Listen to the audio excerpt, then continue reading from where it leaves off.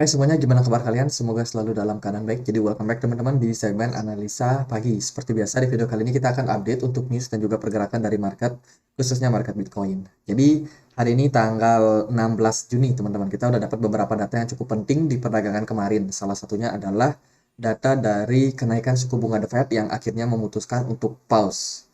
Ya, ini merupakan sinyal yang cukup positif sebenarnya untuk market, di mana suku bunga dipertahankan di kisaran 5,25%. Jadi ini kali pertama setelah 10 kali kenaikan suku bunga yang beruntun pada market teman-teman. Sekarang waktunya buat pause dulu. Tapi statement yang sangat hawkish dari Jerome Powell itu disampaikan ketika atau setelah menaikkan suku bunga ya. Atau setelah memutuskan untuk pause dari suku bunganya. Jadi The Fed sendiri bilang bahwa Jerome Powell bilang bahwa masih ada kemungkinan kita bakal naikin suku bunga. Jadi ini adalah sebuah catatan yang sangat penting bahwa The Fed belum memberikan indikasi bahwa mereka akan pivot atau menurunkan suku bunga, teman-teman, tapi mau melihat dan juga mencapai target, terutama menurunkan yang namanya inflasi ke titik 2%-nya. Jerome Powell masih cukup hawkish di perdagangan kemarin sehingga bikin market drop ya teman-teman. Jadi market kemarin Bitcoin dan kawan-kawan dari 25.000 something itu drop turun sampai ke kisaran 24.900. Which is ini sebenarnya cukup masuk dalam pola falling wedge yang kita sudah spill ya. Beberapa hari kita udah selalu bilang bahwa ini Bitcoin bikin falling wedge dan level toleransinya di kisaran 24.900 dan kemarin memang sudah tercapai dan ya kita lihat kedepannya seperti apa respon dari market teman-teman. Jadi itu news yang cukup penting. Kemarin juga ada initial jobless claim buat market. Kalau kita lihat dari forecastnya ini masih tetap sama sih. Eh, Gembel, data gembel. Ya, teman-teman masih cukup stabil ya. Kita akan lihat seperti apa nanti ke depannya. Semoga sih data-data ekonomi menunjukkan memang market berada dalam posisi yang cenderung mengalami slowing down untuk perekonomiannya sehingga diharapkan inflasi bisa cenderung diredam. Hari ini nggak terlalu banyak news. Oh, ada news bagus teman-teman. Data CPI dari Uni Eropa. Ini akan berdampak juga sama pergerakan dari Forex terutama ya. Kalau dilihat dari ekspektasinya sih, CPI dari Uni Eropa mengalami penurunan dari 7% sampai ataupun menjadi 6,1%. Artinya inflasi mengalami penurunan dengan inflasi month over month itu di 0,6% turun ke 0,0%. Dengan core turun juga dari 5,6 turun ke 5,3. Semoga inflasi dari Eropa juga bisa turun diredam ya. Sehingga kedepannya ya ekonomi makin lama makin menunjukkan tanda penurunan. Karena penurunan ekonomi ini cukup penting untuk kita melihat supaya inflasi cenderung turun juga teman-teman. Jadi itu beberapa data yang cukup penting buat perdagangan hari ini. Kita langsung masuk ke news-news yang cukup ramai di market ya teman-teman. Yang terbaru itu ada BlackRock yang saat ini mengajukan aplikasi untuk mengajukan apa namanya permohonan untuk membuat Bitcoin ETF. Bitcoin ETF ini salah satu produk derivatif daripada yang namanya kripto ya. Tapi biasanya ETF ini lebih condong ke market saham seperti saham gitu teman-teman. Jadi Bitcoin ETF ini seperti reksadana yang bisa diperdagangkan layaknya seperti saham, dia real time pergerakannya. Dan juga Bitcoin ETF biasanya terdiri dari beberapa koin yang dianggap sebagai gabungan dari koin-koin yang cukup menarik. Mungkin dia akan mencari koin-koin yang cenderung volume dan juga market cap-nya besar teman-teman. Mungkin akan dijodohkan sama Bitcoin, Ethereum, Cardano dan lain sebagainya. Mungkin seperti itu ya. Tapi ini baru pengajuan dari BlackRock saja. Yang berarti kalau mereka punya ide untuk membuat Bitcoin ETF, mereka kan harus punya Bitcoin dulu. Berarti ada kemungkinan BlackRock akan membeli Bitcoin lagi sebagai cadangan reserve untuk produk ETF mereka ini. Dan ini sebenarnya sudah pernah dilakukan oleh perusahaan manajer investasi yang lain yaitu Grayscale. Grayscale sudah pernah melakukan hal yang serupa, tapi sayangnya gagal, teman-teman. Menurut saya sih gagal dan tidak menarik juga untuk ETF Bitcoinnya Grayscale. Justru makin lama banyak orang yang lepas barang. Apalagi mereka bikin itu ketika Bitcoin berada di pucuk. Sehingga kalau teman-teman cek di chart dari ETF Bitcoinnya Grayscale itu terus mengalami kemerosotan. Seiring dengan penurunan yang terjadi pada Bitcoin juga. Itu ya mungkin bisa dibilang good news lah buat sementara. Terus teman-teman ada Ripple yang sekarang join dengan Colombia untuk membangun ya join dengan Colombia Central Bank ya untuk membangun jaringan blockchain untuk aplikasi di internal mereka. Jadi ini mengaruh ke governance daripada Colombia, teman-teman. Jadi XRP yang digait karena memang XRP salah satu produk atau salah satu fasilitator ya untuk pembuatan CBDC, Central Bank Digital Currency, untuk setiap negara. Jadi beberapa negara memang kalau nggak pakai XRP pakainya XLM. Itu teman-teman. Jaringan blockchain yang sangat-sangat dipercaya untuk membuat CBDC. Dari berita yang lain ada Hong Kong yang meminta untuk perbankan mereka HSBC Standard Charter untuk mensupport crypto exchange. Ini benar-benar push yang sangat luar biasa daripada Hong Kong ya. Hong Kong sendiri melihat bahwasanya kripto ini menjadi sesuatu yang sangat-sangat menarik, sesuatu yang bisa menjadi potensi buat mereka, dan sekarang mereka coba untuk meregulasi dan membuat yang namanya infrastruktur yang besar-besaran, bagaimana banyak akhirnya apa namanya perusahaan-perusahaan tempat nongkrong gitu ya, itu yang berbasiskan dengan kripto juga, artinya ramah sama kripto. Sekarang perbankan pun dipush untuk ramah juga secara terhadap kripto supaya ya penarikan deposit itu bisa benar-benar lancar terjadi di Hong Kong. Jadi ini adalah upaya mereka untuk melihat peluang bahwa Amerika yang cenderung nggak ramah sama kripto sekarang ya udah mereka tampung gitu loh teman-teman. Jadi ini sebuah good news. Kemungkinan mereka akan segera berpindah dari Amerika ke daerah Asia atau bahkan ke Eropa juga. Hong Kong menarik ya teman-teman. Terus ini ada berita yang cukup menurut saya cukup penting lah. Jadi saat ini SEC, Department of Justice, kehakiman itu semuanya sedang membidik Binance. Binance sendiri sementara masih dalam posisi di apa ya, diselidiki istilahnya ya. Sekarang dia ketemu ketemu satu orang penting, satu tokoh penting namanya Hena Chen. Hena Chen ini adalah executive holding the purse string at Binance. Jadi intinya adalah Cheng atau siapa namanya Helena ya. Heina, sorry, Heina. Heina dia punya jabatan yang sangat penting, teman-teman. Dia adalah kunci dari yang namanya gateway untuk Binance Treasury. Jadi Chen atau Heina ini adalah kunci pentingnya. Artinya dia yang punya gembok untuk treasury ataupun cadangan wallet yang dimiliki oleh Binance. Jadi ini orang penting yang berhasil diselidiki oleh market. Dan tentunya ini akan kembali berlanjut kasus daripada Binance, teman-teman, ketika 5 Juni lalu SEC itu melakukan apa ya namanya penangguhan ya, udah mulai ngejar Binance US di stop untuk depositnya, jadi di halt ya, nggak dikasih melakukan transaksi, dan sekarang kasusnya berlangsung dan semua orang-orang di dalam Binance itu diselidiki, dan ini kasusnya akan tetap berjalan teman-teman. Chen was the real CFO. Jadi kita akan lihat ke depannya kasus Binance ini tetap bergulir.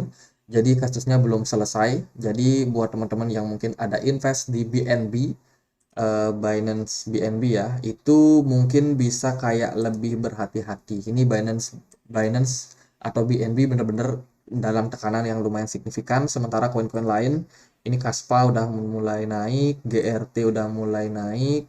Kemudian Bitcoin hari ini diperdagangkan di kisaran 25.600, sudah mulai naik juga. Tapi Binance sendiri masih dalam posisi tertekan. Jadi mungkin butuh beberapa waktu ya teman-teman, sampai akhirnya kasusnya makin clear. Apakah Binance yang menang di pengadilan atau nanti SEC yang menang, kita nggak tahu pasti.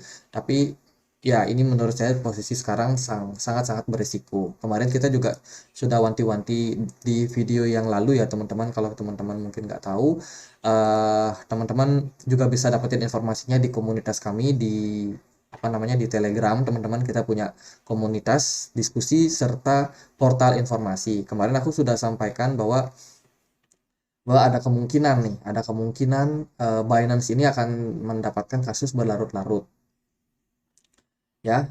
Beritanya itu yang ini deh teman-teman, bentar ya. Beritanya itu yang ini ya, dari Jesse Mayers. Dia itu bikin tweet teman-teman.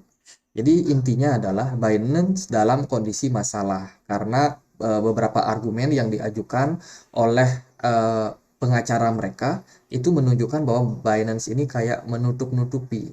Jadi tidak mengherankan karena dengan adanya obrolan yang ditangkap oleh internal Binance oleh SEC yang mengatakan bahwa kami mengoperasikan bursa efek tanpa izin Amerika Serikat. Ini sangat-sangat statement yang sangat-sangat krusial. Ini masalahnya dia dapat rekaman suara, teman-teman. Jadi SEC itu menangkap rekaman suara yang dilakukan oleh petinggi di Binance ya. Jadi kurang lebih seperti itu. Jadi ini bisa menjadi sesuatu yang mungkin akan berlarut-larut ke depannya.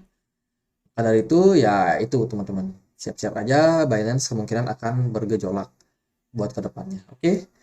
Terus juga ada kabar dari Celsius. Celsius ini adalah perusahaan yang udah collapse kemarin. Dia menawarkan jaringan decentralized exchange atau DeFi teman-teman dan akan berencana untuk melakukan likuidasi. Jadi custody yang mereka punya, akun-akun yang mereka punya atau treasury yang mereka punya dalam bentuk Bitcoin serta Ethereum akan dilikuidasi mulai dari 1 Juli. Ini kabarnya sudah mereka tweet di Twitter Chelsean. Jadi itu siap-siap akan ada ya mungkin ada penjualan langsung gitu ya, ada agak crash itu market di 1 Juli. Jadi itu teman-teman.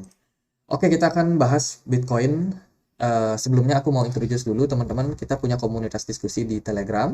Buat teman-teman yang mau join, di sini kita bisa sama-sama diskusi soal cryptocurrency, soal berita-berita yang sangat-sangat terupdate. Kita juga akan selalu post di komunitas kami ini.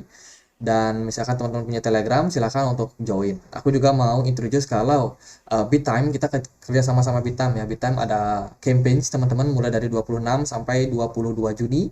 Ini campaignnya adalah untuk melakukan yang namanya perdagangan, teman-teman.